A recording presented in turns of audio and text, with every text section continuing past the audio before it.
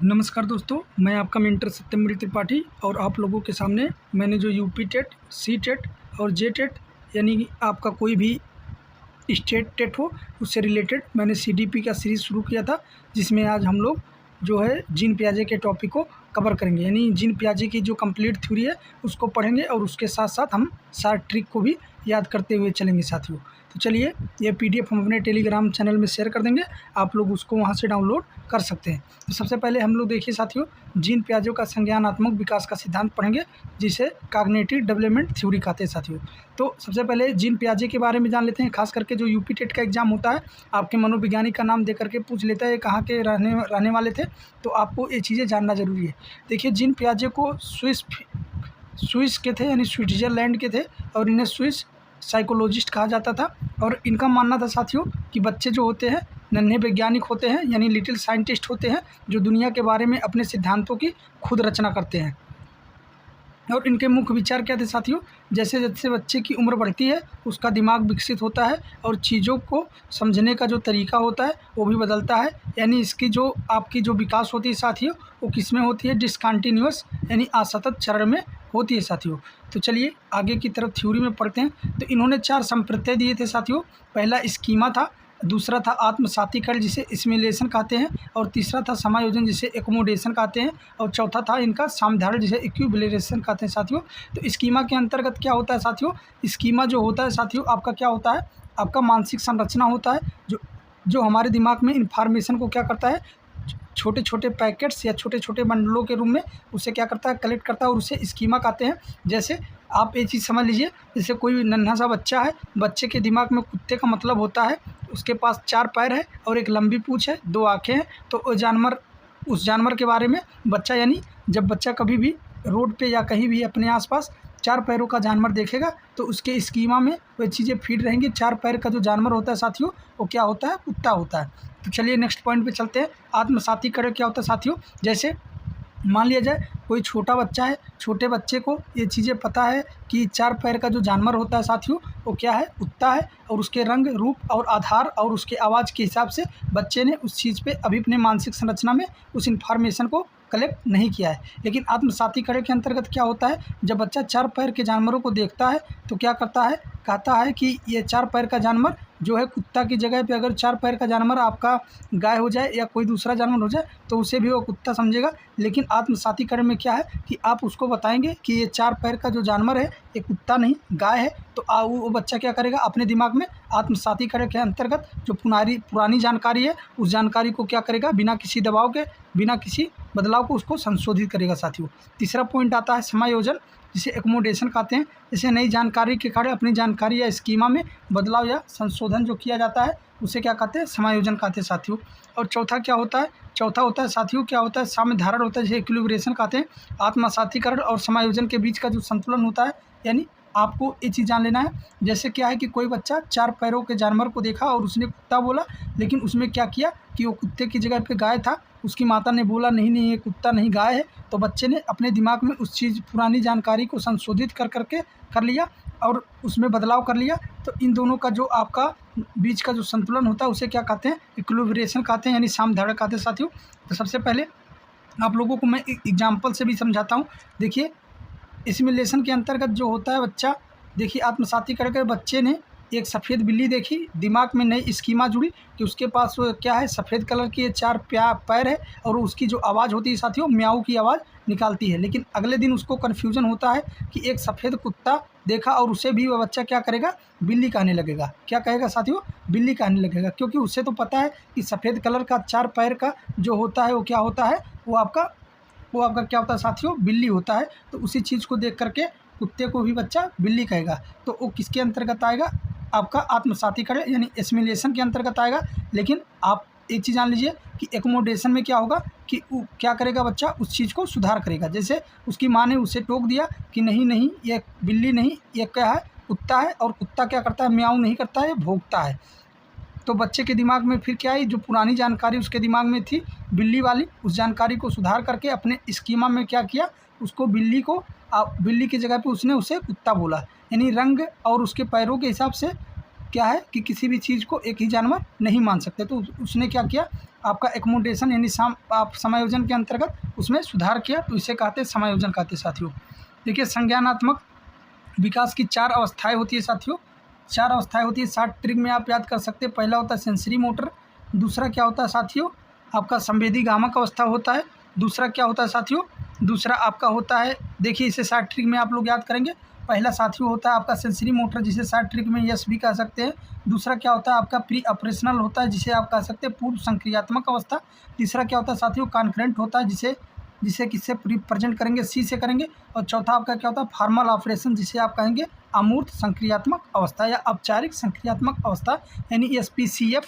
इनकी 4 क्या है, इनके 4 अपने जो थ्योरी में इन्होंने 4 प्रकार के चीज़ों के बारे में वर्णन किया है। तो इसके बारे में आगे पढ़ते देखिए। जो आपका सेंसरी मोटर होता है साथियों, ये 0 से लेकर के कितने साल तक होता है, ये 0 से लेकर के 2 साल तक होता है साथियों। कितने साल तक होता है, जब बच्चा आपका जो होता है वो 0 से लेकर के 2 साल के बीच में होता है, तो उसके अंतर्गत क्या होता है सेंसरी मोटर होता है। और साथियों और आपका प्री ऑपरेशनल यानी पूर्व संक्रियात्मक अवस्था 2 से लेकर के 7 साल होती है, और मूर्त संक्रियात्मक अवस्था 7 से लेकर के 11 साल होती है। और जो आपकी अमूर्त संक्रियात्मक अवस्था वो 11 साल से क्या होती है, एबव होती है साथियों। क्या होती है, एबव होती है। चलिए इसके बारे में ब्रीफ से डिस्कशन करते हैं। देखिए आपकी जो फर्स्ट स्टेज होती है साथियों आपकी सेंसरी मोटर होती है, जिसे संवेदी गामक अवस्था कहते हैं, यानी 0 से लेकर के 2 साल का जो बच्चा होता है उसके अंतर्गत यह चरण आपके पाए जाते हैं। दूसरा स्टेज होता है साथियों आपका प्री ऑपरेशनल, जिसे आप प्री ऑपरेशनल यानी प्री में से पी ले लेंगे और सेंसरी में से एस ले लेंगे, तो ये 2 से लेकर के 7 साल के बच्चों में होता है। फिर आता है कॉन्करेंट यानी जिसे कॉन्करेंट ऑपरेशन, जिसे आप क्या कहेंगे मूर्त संक्रियात्मक अवस्था कहेंगे, 7 से लेकर के 11 साल होता है। और चौथा स्टेज जो फाइनली स्टेज होता है और फार्मर ऑपरेशन होता है, जिसे मूर्त या औपचारिक संक्रियात्मक अवस्था कहते हैं, जो 11 साल से एबव होता है। अब इसके अंतर्गत आपके साथियों सीटेट में भी बहुत सारे क्वेश्चन पूछे जाते हैं और यूपी टेट में भी पूछे जाते हैं, क्योंकि जीन पियाजे का जो संज्ञानात्मक का सिद्धांत यानी कॉग्निटिव डेवलपमेंट थ्योरी है, ये बहुत ही इंपॉर्टेंट है साथियों। तो आपकी जीन पियाजे की जो थ्योरी है, इससे रिलेवेंट थ्योरी आपकी लेवाइगोस्की की है, जिन्होंने आपका सामाजिक सांस्कृतिक सिद्धांत दिया था, यानी सोशियो कल्चर थ्योरी दी थी। तो चलिए पहले के बारे में पढ़ते हैं, इसके अंतर्गत क्या क्या चीज़ें होती है। देखिए संवेदी गामक अवस्था आप इसे 60 ट्रिक में याद कर सकते हैं कि सेंस और एक्शन के माध्यम से बच्चा क्या करता है, इसमें चीज़ों को सीखता है, जो 0 से लेकर के 2 साल का बच्चा होता है। देखिए जब कोई छोटा सा बच्चा होता है तो अपने आसपास के चीज़ों को अपनी आँखों से देखता है और उसको ऑब्जर्व करता है, उसी हिसाब से अपने हाव भाव को प्रेजेंट करता है। बच्चों को देखिए अपनी ज्ञानेंद्रियों के माध्यम से क्या करता है, आँख कान नाक जीभ त्वचा की हरकतों से ही सीखता है। जैसे बच्चों को भूख लगी, वो रोने लगा, यानी आप उसके ज्ञानेंद्रियों के माध्यम से ही आप उसे देख पाएंगे और जान पाएंगे कि बच्चा भूखा है, क्योंकि बच्चा संप्रेषण बोलचाल की भाषा में नहीं करता, तो उसके हाव भाव को ही देख करके हम लोग समझ सकते हैं। देखिए इसमें जो संवेदी गामक अवस्था होती है साथियों, इसमें क्या होती है वस्तु स्थायित्व यानी जिसे कहते हैं ऑब्जेक्ट परमानेंस बच्चों के अंतर्गत होती है। देखिए बच्चों को यह समझ आ जाता है कि जो चीज़ें आंखों के सामने नहीं होती वह भी दुनिया में मौजूद हैं, जैसे छिपे हुए खिलौने को ढूंढ निकालना। जैसे बच्चा क्या है आपका सेल फ़ोन ले लेता है और आप उस सेल फ़ोन को छिपा देते हैं, लेकिन बच्चा क्या करता है उस चीज़ की स्थायित्व उसके सामने नहीं है, तो आपको लगता है कि बच्चा समझ नहीं पाएगा, वो चीज़ें गायब हो गई, लेकिन बच्चा उस फ़ोन को दोबारा ढूंढ निकालता है। और दूसरा जो पॉइंट होता है इस सेंसरी मोटर के अंतर्गत आपका गोल डायरेक्टर बिहेवियर होता है, यानी लक्ष्य निर्धारित व्यवहार होता है, यानी किसी चीज़ को पाने के लिए जानबूझकर हाथ पैर को मारने का प्रयास करना। यानी बच्चे को, जैसे बच्चे ने किसी चीज़ के लिए जिद कर दिया, आप बच्चे को उस चीज़ को नहीं देंगे तो बच्चा अपना हाथ पैर क्या करने लगता है साथियों, पटकने लगता है। तो आपका जो संवेदी गामक अवस्थाएं होती है उसमें 2 पॉइंट आपके बहुत इंपॉर्टेंट है। पहला ऑब्जेक्ट परमानेंस, दूसरा होता है गोल डायरेक्ट बिहेवियर। चलिए दूसरी स्टेज की तरफ चलते हैं।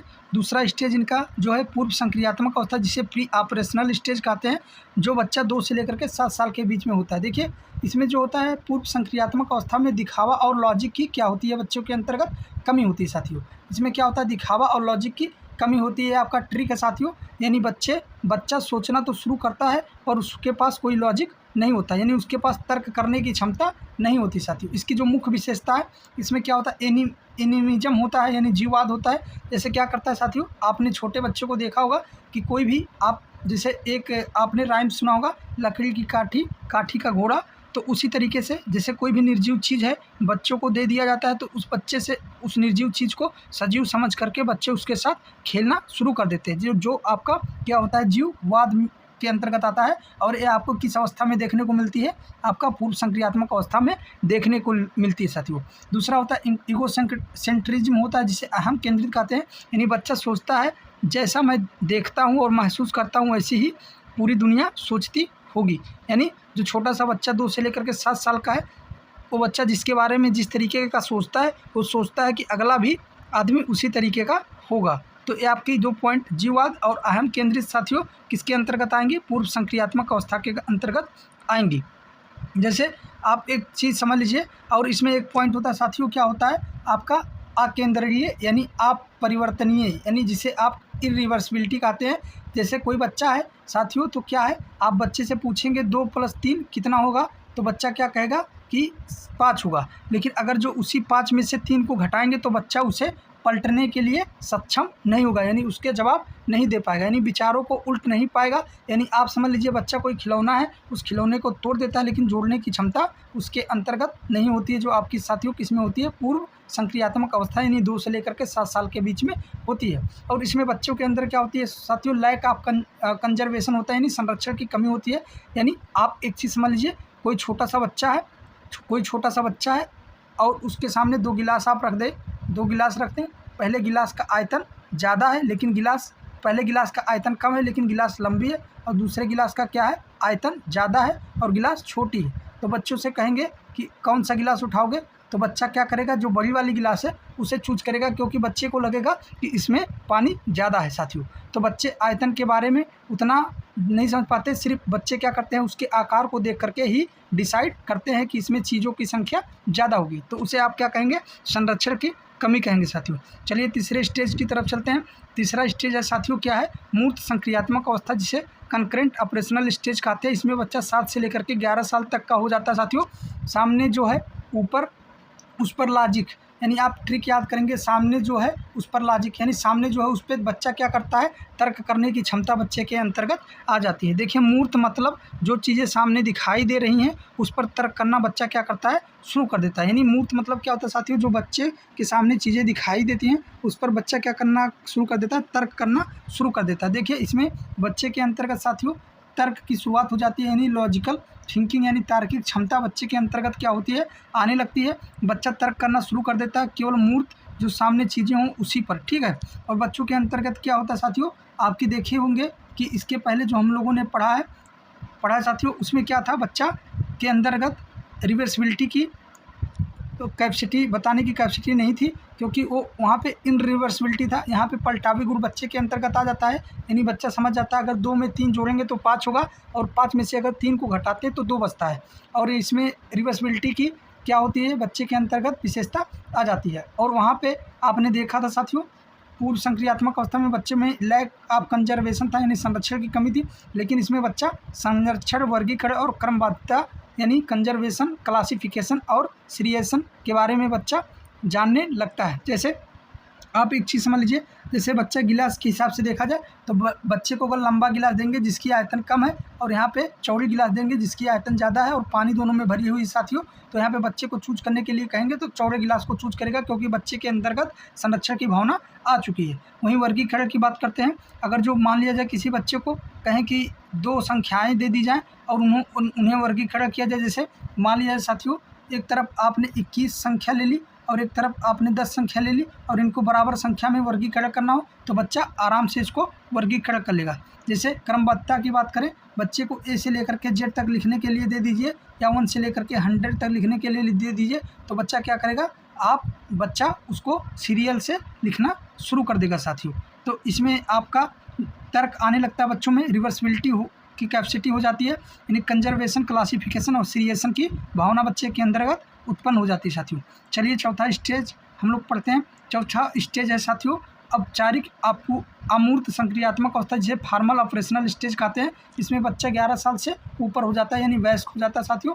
इसमें हाई लेवल थिंकिंग होती है, और जो बच्चा रहता है वो नन्हे वैज्ञानिक से थोड़ा बड़ा वैज्ञानिक हो जाता है। और इसकी प्रमुख विशेषता होती है, बच्चे के अंतर्गत एब्स्ट्रैक्ट थिंकिंग आ जाती है, अमूर्त चिंतन आ जाती है, यानी जो चीज़ें सामने नहीं होती हैं उसके बारे में भी बच्चा गहराई से सोचने लगता है। जैसे भावनाएं, भविष्य की योजना, न्याय और त्याग साथियों। और दूसरा क्या है, परिकल्पनात्मक निगमनात्मक तर्क, यानी आपका जो है साथियों इसके अंतर्गत किसी समस्या को सुलझाने के लिए पहले से थ्योरी बनाना और उसका टेस्ट करना। जैसे मैंने आपको जीन पियाजे का क्या है थ्योरी, कॉग्निटिव डेवलपमेंट थ्योरी पढ़ा दिया है और इसको मैं अब टेस्ट लूँगा। तो साथियों आप लोग सक्षम हैं उसके प्रश्नों के उत्तर देने के लिए।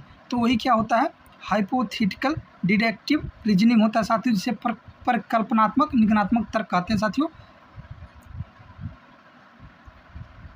देखिए आप लोग इसका साथ ट्रिक याद कर लेंगे। देखिए एग्जाम क्विज कैप्सूल है साथियों। पहला आप लोग इसको अच्छे से नोट डाउन करेंगे। पहला जो स्टेज होता है इनका सेंसरी मोटर होता है, जो 0 से लेकर के 2 साल तक होता है। और इसमें बच्चा क्या करता है, आँख, कान, नाक, जीभ, त्वचा यानी इंद्रियों के माध्यम से बच्चा क्या करता है, चीज़ों को समझने लगता है। और इसकी जो आपकी जो इसमें आपकी जो विशेषता होती है साथियों क्या होती है, इसमें बच्चे के अंतर्गत क्या होता है, ऑब्जेक्ट परमानेंस होता है, यानी जो सामने चीज़ें नहीं होती फिर भी बच्चा उस चीज़ को क्या करता है, ढूंढ निकालता है। जैसे मोबाइल फ़ोन को आप ले लेंगे। और दूसरा क्या होता है, प्री ऑपरेशनल स्टेज होता है, जो बच्चा 2 से लेकर के 7 साल तक के होते हैं और उनके अंतर्गत पाई जाती है। जैसे बच्चों के अंतर्गत तर्क करने की क्षमता नहीं होती है, यानी बच्चे तार्किक नहीं होती हैं। उनके अंतर्गत जीववाद होता है, जैसे निर्जीव चीज़ों को क्या करने लगते हैं बच्चे, सजीव समझने लगते हैं।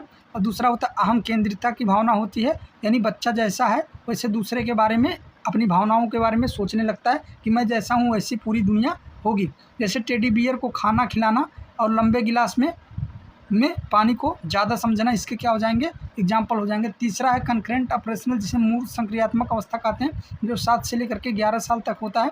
जैसे क्या है, बच्चे के अंतर्गत तार्किक क्षमता आने लगती है और बच्चा क्या करने लगता है कि उसके जैसे कलम को खोल करके और कलम को रिफिल को लगा करके उसको बंद करने की भी क्षमता, यानी रिवर्सिबिलिटी की भी कैपेसिटी आ जाती है। यानी बच्चा क्या करेगा, संख्याओं को या आपके अल्फ़ाबेट को आगे से पीछे की तरफ, पीछे से लेकर के आगे की तरफ सीरियल से लिखने की क्षमता बच्चे के अंतर्गत आ जाती है। और चौथा स्टेज है आपका फॉर्मल ऑपरेशनल, जो 11 साल से ऊपर की होती है, जिसमें बच्चे के अंतर्गत क्या होता है, अमूर्त चिंतन आ जाता है और बच्चा क्या होता है, वैज्ञानिक सोच का हो जाता है। और अगर जो आप बच्चे से क्वेश्चन करेंगे तो क्या, अगर देश का प्रधानमंत्री आपको बना दिया जाए तो आप क्या करोगे, जैसी कल्पनाएं बच्चे के अंतर्गत उत्पन्न हो सकती है और उसके क्या करेगा बच्चे, विभिन्न तरीके से क्या करेगा, जवाब देगा। देखिए इनके पियाजे की जो थ्योरी थी साथियों, उसको क्रिटिसाइज क्यों किया गया था, क्योंकि पियाजे ने माना था विकास सभी बच्चों के तय चरणों के में ही होती है, लेकिन कई मनोवैज्ञानिकों का मानना था कि बच्चे अपनी उम्र से पहले ही बहुत कुछ सीख लेते हैं। यानी बहुत सारे मनोवैज्ञानिक थे आपके, लेव वाइगोत्स्की का मानना था कि बच्चा क्या होता है, जन्म जब लेता है तो अपने आसपास के पर्यावरण यानी समाज के माध्यम से बच्चा बहुत सारी चीज़ें को सीख लेता है। लेकिन पियाजे का मानना था कि बच्चा जब पैदा होता है और जिस तरीके से उसकी उम्र बढ़ती है और वह तय मानकों के हिसाब से ही बच्चों के अंतर्गत विकास होता है। उन्होंने संस्कृति यानी कल्चर और समाज यानी सोसाइटी के प्रभाव को बहुत कम आंका, जिस पर बाद में लेव वाइगोत्स्की ने सबसे ज़्यादा जोर दिया था साथियों। तो आपको ये नोट्स हम अपने टेलीग्राम चैनल में डाल देंगे साथियों, आप लोग वहाँ से डाउनलोड कर लीजिएगा। अगर जो आपको वीडियो अच्छी लगी तो वीडियो को लाइक, शेयर और मेरे चैनल को सब्सक्राइब करें और अपना राय कमेंट बॉक्स में ज़रूर दें। मिलते हैं नेक्स्ट वीडियो में, तब तक के लिए धन्यवाद। नमस्कार दोस्तों, जय हिंद।